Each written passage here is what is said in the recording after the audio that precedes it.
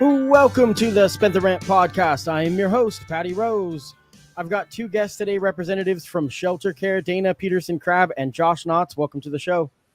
Thank you. Hello, thanks for having us. So we came on, you guys reached out to me. Dana, you've been on in the past, it was about a year and a half ago, I think, or maybe a year ago. I think it was December, actually, of 2021. So we talked about what you do at ShelterCare, and you guys reached out to me and said, there's so much stuff changing, and kind of wanted to give an update on what it is that you do with ShelterCare, which is such an important thing in the Eugene community and integral for dealing with the housing situation. So I'm always interested, and my door is always open, virtually in this case. Josh, thank you so much for joining us this time. We'll learn a little bit more about what it is you do as a case manager and crisis intervention specialist. Dana, you are the senior director of housing services at ShelterCare. This is awesome. Thank you guys so much for being here. It's good to be here. I enjoyed it the last time, so I was like, I have to go back. It was super informative. It was one of my favorite episodes. There's so much. I did a little, series on housing at that time, and it was really neat, and I learned a tremendous amount. I didn't even know at that time what the housing first model was. People would talk about housing first, and I didn't know what that was. And so we've talked about that ad nauseum since, and I've learned a lot, and it's pretty cool. The people that reached out to me and told me different things about that episode and what they learned, and then I learned more from that, and it was really rewarding. So here we are again. So before we start, I wanted to give you, Dana, have you give us a refresher on what it is exactly that ShelterCare does. Well, ShelterCare, we do a lot of different things. We have a behavioral health program where we have therapists and skills trainers who work with folks in the community on, managing behavioral health symptoms and doing some talk therapy. We also have our shelter services, which is mostly located on Highway 99. And those services include services for families, households with children. We have a medical recuperation, which is folks come from who maybe don't need to stay in the hospital, but they don't have anywhere safe to go to recover from whatever medical condition that they've experienced. So it's a safe place to land until they can kind of transition somewhere else. Saves the hospital some money, insurance companies some money, and because it's a lot cheaper to stay at that location than to stay in the hospital. So the other shelter sites kind of right across the road on Highway 99 serve, like I said, households with children and single individuals who, are transitioning from, being on the streets into more permanent housing, or it's more of a transitional housing site and less of an emergency shelter type site. The nice thing about that is that it's not a congregate shelter. So everybody has their own unit and they kind of have their own space there. So they can cook their own food. They can keep their own food because there's refrigerators in the units. So it's kind of a nice little place to kind of decompress and like readjust and work on the next steps to more permanent support housing or permanent housing. Right. We also have the rapid rehousing programs, which are we assist people to kind of like locate affordable units in the community and just give them some short-term rental assistance to kind of get them on their way to staying housed. And then we have our permanent supported housing program, which is a lot longer term housing. It's not necessarily permanent, but it is much longer term in terms of the supports that we provide. So we work on budgeting, we work on goal setting, whatever our participant wants to work on and what they have in mind as their ultimate goal of dream. And we try to help them get there. Right. Yeah. I mean, there's a lot of people. This is a multi-pronged approach to tackle this. Anyone that lives in Oregon knows that it's a massive issue, and we're going to talk about the governor and Governor Kotek's recent emergency declaration in a little bit.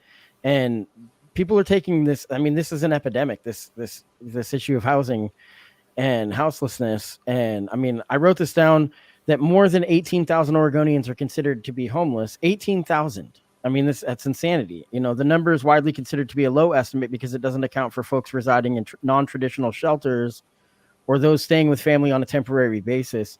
Anyone that spends any time in Oregon can attest that it's the number one issue currently. And so there's a lot of people. I mean, what I learned, that's what I tried to spotlight. There's a lot of people doing different types of things. And so, Josh, the reason that we wanted to have you on is because as a case manager and crisis intervention specialist, you're on the front lines of this and trying to find people. I mean, my mom was a case manager for senior disabled services, and I know how difficult of a job it was for her. She ended up with a little bit of PTSD and, from trauma that she had seen, and also reminded her of trauma she had gone through. And so, first of all, thank you. Thank you both, for the work that you do. It's a huge sacrifice and service to the community. But Josh, I wanted to ask you what an average day looks like as a case manager, and how the challenges of how everybody has a different approach and view on how we should tackle homelessness. Yeah. So working with the Birch program, it's a little bit different than being directly working with homeless. I work mainly with individuals that are referred from the jail or OSH. They probably were homeless at one time. So the average day for me, we usually get into the office and we talk about the plan for the day, and then we have 4 houses currently in the community, and then we divide up our time amongst those 4 houses. So we go to the house and we interact with, usually it's 3 residents per house, and we work on their goals and the basics they would need for moving into permanent housing in the long term. Right. And how does someone get, we've talked about this in the past, but I want to act like we didn't do that other episode so that anyone that's only listening for the first time, how does someone get to you? How does someone get to, they're basically just, like you had said, they could get out of jail, or it could be homeless, but they don't walk into your office, right? No. I mean, how does that happen? So we get direct referrals from Lane County Behavioral Health. And that's the only way to get into the Birch program. Right. Yeah. We're going to talk about the Birch program. We can do that now, actually. So the Birch program, and someone in your office sent me in the email such a thorough explanation of what it is the Birch program is, that I just thought I would read that. So the Birch program is a traditional shelter and case management program working to help divert people with serious mental health needs from jails, like you had just said, psychiatric hospitals, and enable them to stabilize in the community. Birch clients have been found unable to aid and assist in their own legal defense. And I should have read my own damn thing. You just said that. Are unable to, assist in their own legal defense and are referred to shelter care by the courts and behavioral health. Most Birch participants were unhoused prior to their stay in the Oregon State Hospital or jail. Shelter Care operates 3 homes. This is the part I wanted to talk about. They operate 3 homes within the Eugene metro area and plan to open a 4th. They house nine people per house. Is that correct? No, it's 3 people per house.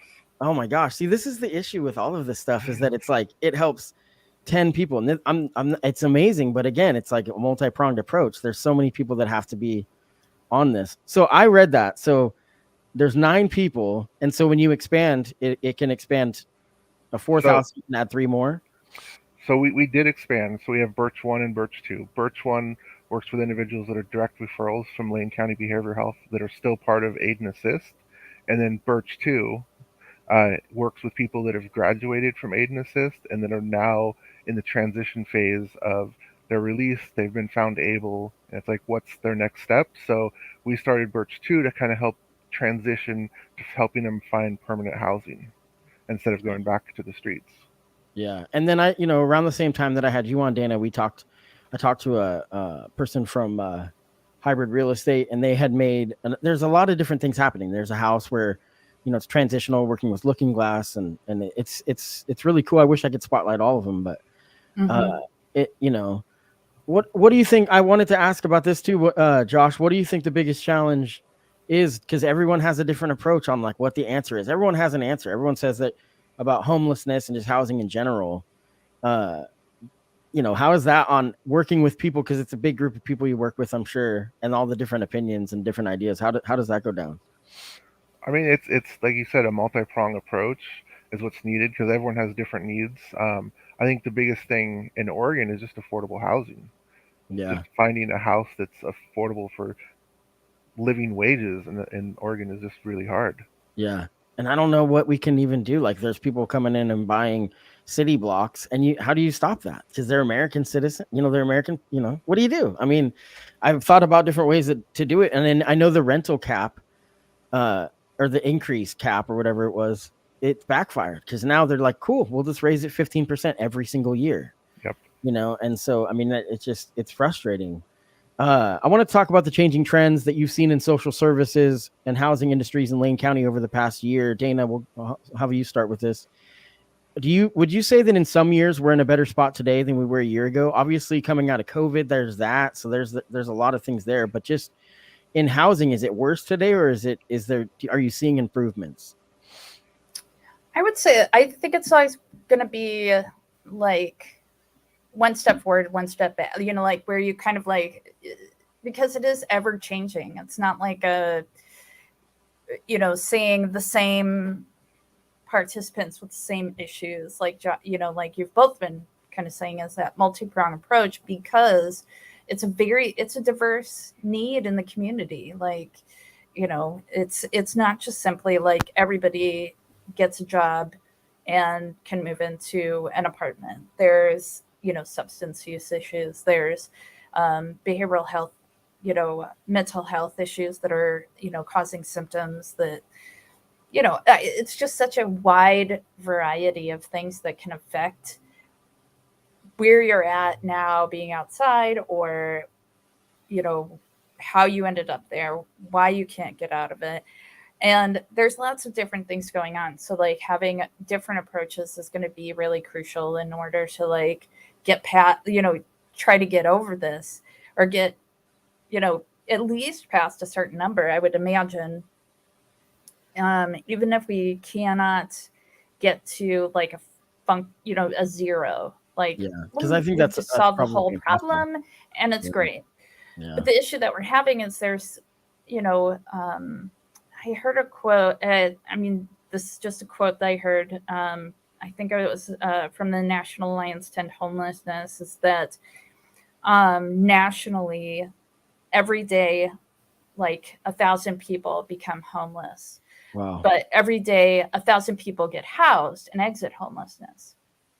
So there's this kind of rotating door of like, like how can we stop that from happening?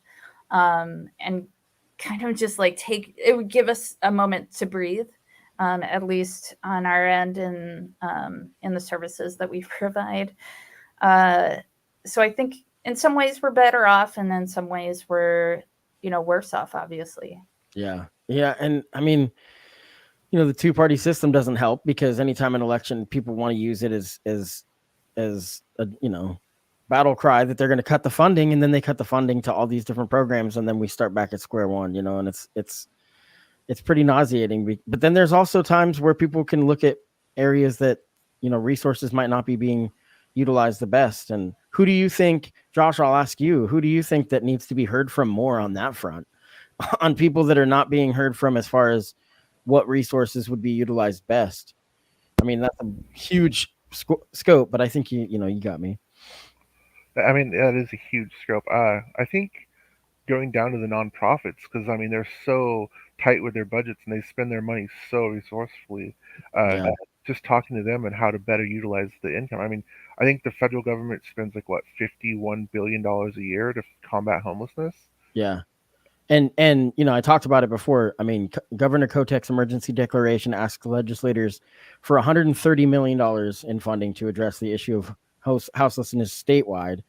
I mean, if that's happening, we'll see if it goes through. I mean, especially with this Congress, I don't know how that stuff's going to work. But and with the new Lane County commissioners, I don't know if they're handing that. That's not a decision they would make. It would be on the state level. But I mean, it's people just think that they can just over police it, and that's the answer to it. Sometimes, like, let's just get more cops, and that's the answer. It's like, no, dude, we gotta invest in like actual humanity. Like that's the harsh reality is that it's gonna take us all as individuals to think about this differently. It's broken, and so what would that money mean to Lane County? I mean, I don't even know what it would look like. We've heard all this stuff about the infrastructure bill, but $130 million could be a big change. I mean, I don't know. Mhm. Do you think that We're that's even gonna... cautiously, I mean, like on our end, we're cautiously optimistic, and it's just too soon to see what it will look like. And because, I mean, there's 2 points to that. So you get the news like, we're going to, use this money, and it'll be great. And then it's the planning on, okay, well, how will we divide this money up into different counties, into different cities? And then it's the role, like who takes charge of that? Is it, Right.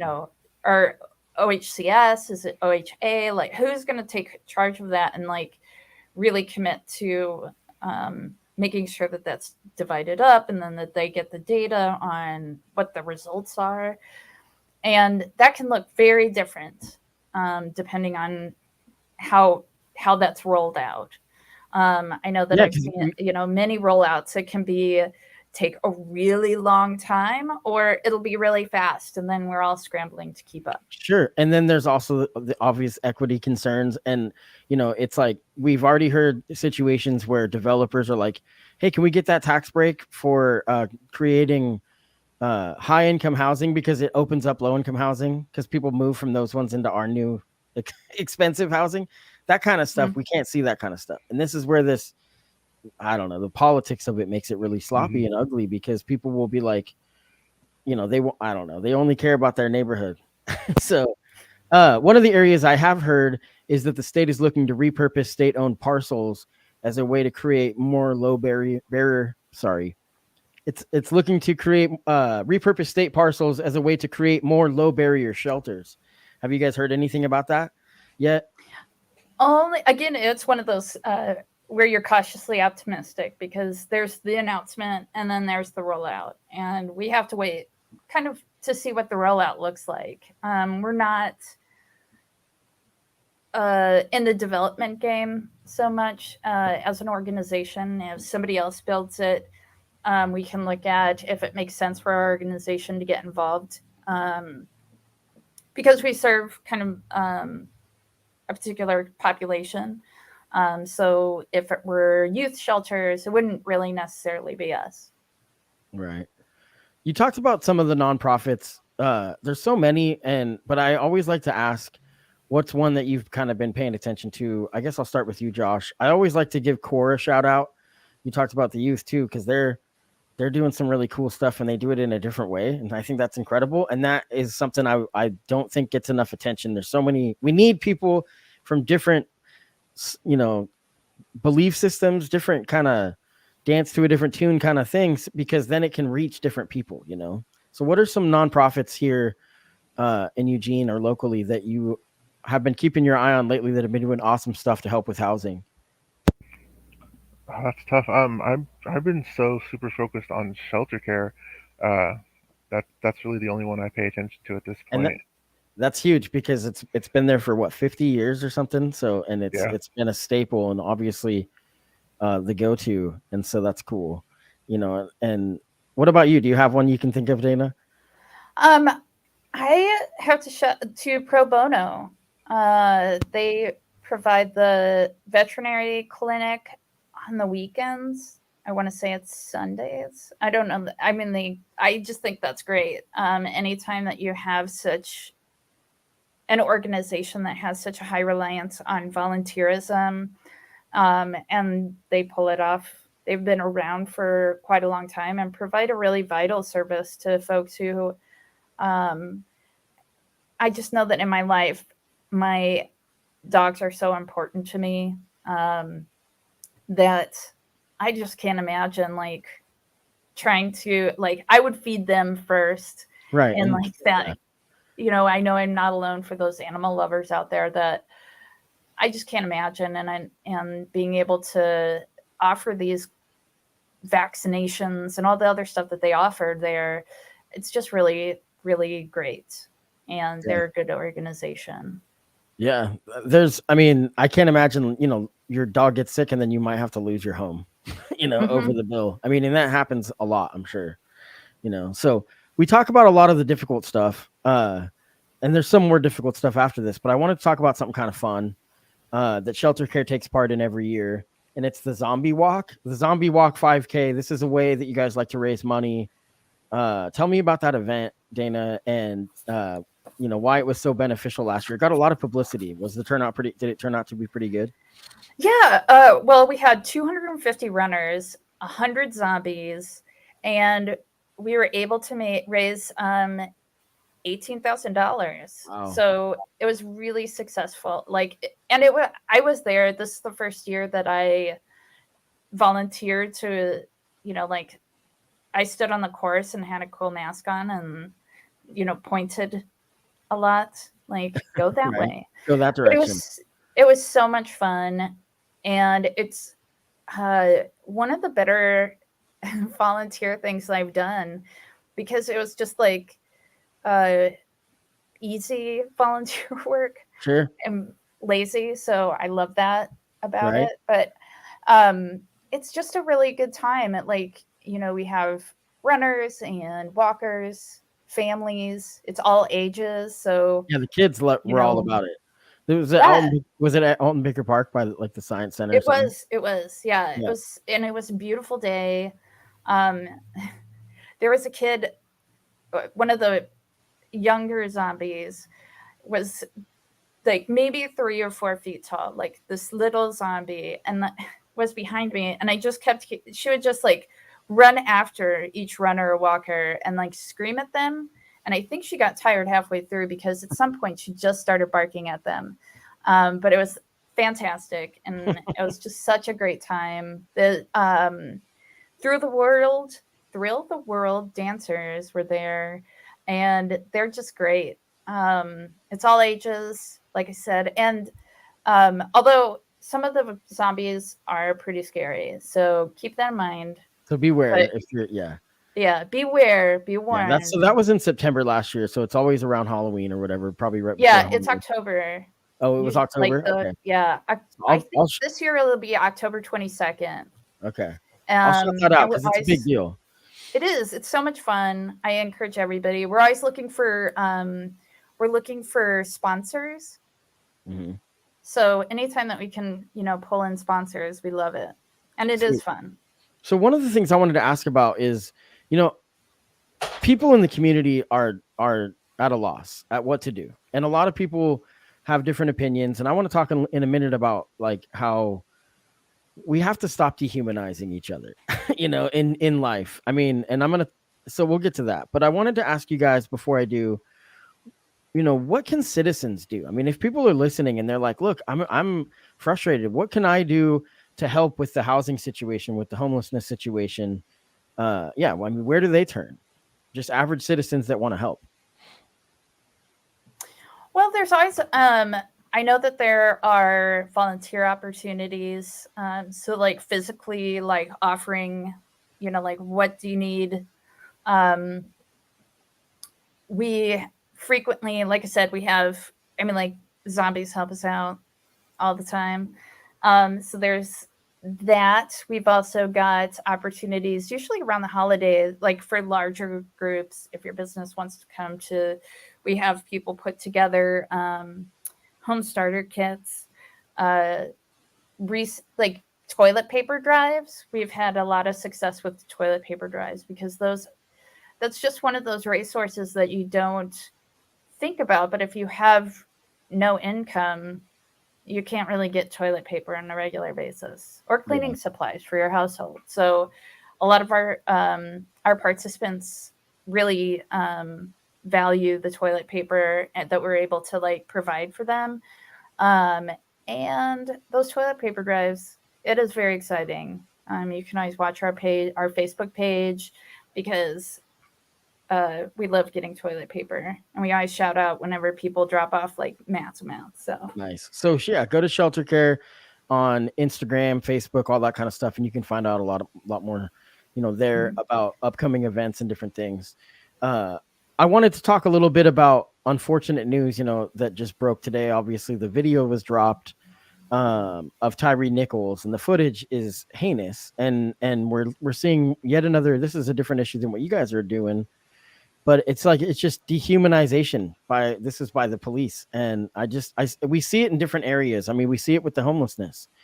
that there's just this dehumanizing attitude towards people, like they're just cast-offs, that they don't matter. And that, I think we all have to look at ourselves and think, like, if we want this to be changed, then we have to change ourselves, right? And so, I mean, I can't imagine the work you do and how nauseating it must be when you just hear someone say, like, I just wish they'd do something about this damn homeless, and all that stuff, because you're like, I'm seriously giving it everything I got, and I don't know. It made me sick to my stomach. And when my kid is the one that's telling me, I mean, he's 22 years old, but it still stings. Like, when your kid is like, did you see the footage of that? I mean, it was absolutely dehumanizing. And I don't know. It's so difficult. It is. Well, and I think that, like, we see people trying so hard, not just like the work that we do, but like the folks that we work with are really trying. And it just takes, the longer that you've, kind of struggled, and you have to kind of like dig yourself out of a hole in some regards, like whether it be financially because, you went into debt and like have these different things that you just because you can't pay for them, what are you going to do? And so you have to kind of dig yourself out of that financial hole while also trying to like pay for all these other things that now, and there's this weird balance. But I think that it's hard I know that, I try to protect, I know for me, just personally, is trying to protect myself from some things, like just, okay, I want to stay on top of, what is happening in the world and what people are experiencing. But at the same time, I know this other piece of reality where I'm like, I know all of the people in these like many of the people in these programs, and I've known them for many years. So I know that what they're going through and when they're struggling, or one of the trends that we've seen lately is just people's health is so greatly affected by staying outside, like living outside, not being able to like maybe connect with the doctor's office because, some sweep happens to their camp on the day that they're supposed to go to their doctor's appointment. They Right. don't make it to their doctor's appointment because they don't have their stuff anymore. There's like that big upheaval. And then they lose their doctor because they missed too many appointments. Right. And then, they're charged for that. Or, all these different things that can happen that really derail somebody. But it's really, I mean, like, just positive regard for each other, and assuming that everybody has positive, that we have positive intent for each other, that we're assuming positive intent from each other.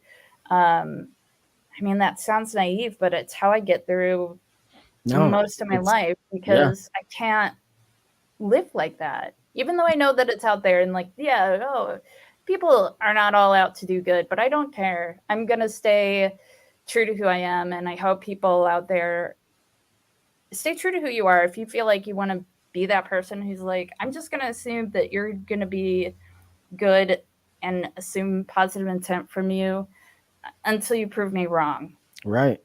And give that to the world. And that's, that's infectious. And other people see that kindness and, compassion, and it's contagious, but it's all, we can only do what we can do in a day. And sometimes you have to tune yourself off to the national news because that stuff is literally made to do that, but with this issue locally, it's just people at every corner of society are just so nauseated and so tired with the fact that we are in this position. And I mean, I've been saying it forever. It's like, yeah, okay, we can tax the wealthy. I mean, that would start with stuff, and people pay their fair share because it's disgusting the amount of money that is made off of our data and all that different kinds of stuff. And I don't know. It's just, we just have to we just have to look at how much people have been dehumanized in society, and we need to think about it. But and we all have to recognize too that we're burnt out.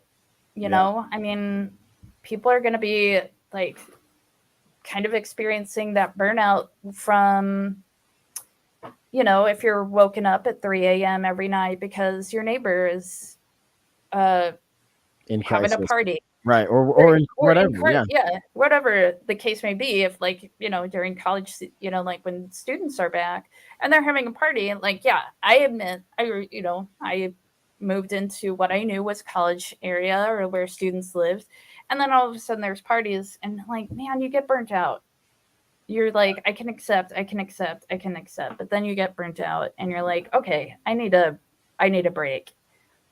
Yeah. One thing I would like to see with that emergency declaration is I'd like to see our leaders on the state level, on a local level, city level, county level. I'd like to see them reach out to you guys. I'd like to see them talk to the people that are actually doing this work. And I hope that that's what they're planning on doing, and talk to the people that are actually knowledgeable about this and see it. And so that, because you have, a wealth of knowledge on this and experience with it and compassion for it. And the fact that you keep doing it, even though it's so, exhausting. I mean, I think that they need to listen to what you have to say about it. And I think they will. I think that's going to be the plan. I think you're going to see there is going to be funding, some that is going to be bigger than what was in the past. And I just hope that it's utilized well and that it's not just, no knock on ShelterCare.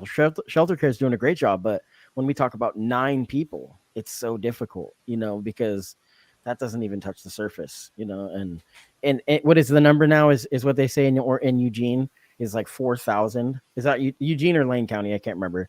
It's like 4,000 people a night on average is what they say. And that's just out of control. That's what it takes to fill Math Unite Arena. It's 4,000 people, so that's pretty startling. Well, thank you guys so much for coming on and talking to me. It's nice to meet you, Josh. It's nice to see you again, Dana. Dana Petersen-Crabb, the Senior Director of Housing Services, and Josh Knotts, the Case Manager and Crisis Intervention Specialist from ShelterCare. If you'd like to donate to ShelterCare, you can go to their website. I'm sure there's ways, and there's a lot of information. Be sure to follow them on social media, on Facebook, Instagram, all that good stuff. There's a lot of good stuff. And the cool thing is once you do, the algorithms will start steering you towards other Lane County organizations that are doing great work. I know that's how I've met a lot of my guests.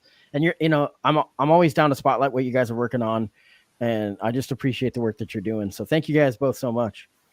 Thank you. Thanks again for having us. Yeah, you're welcome. Thank you. You're welcome. Okay, we're gonna get out of here. You guys have a good day.